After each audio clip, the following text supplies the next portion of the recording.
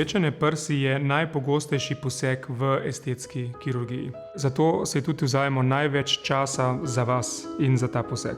Sam postopek poteka na tak način, da analiziramo vašo postavo, vaše želje in potem v skladu z vašimi željami izberemo tip vsadka, velikost vsadka in vrsto same operacije. Je pa seveda možno narediti tudi računalniško simulacijo.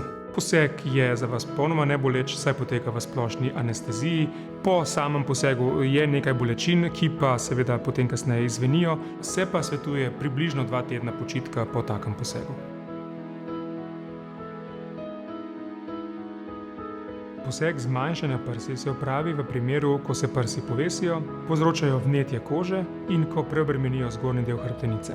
Pri tem posegu zmanjšamo, odstranimo odvečno kožo in odvečno tkivo, dvignemo prsi v lepši in nov položaj in s tem tudi zmanjšamo kolobarje.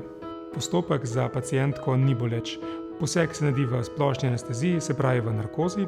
Po operaciji je potrebno nositi športni nedrček približno 2 meseca, se pa odsvetuje prekomerno nihanje v telesni teži.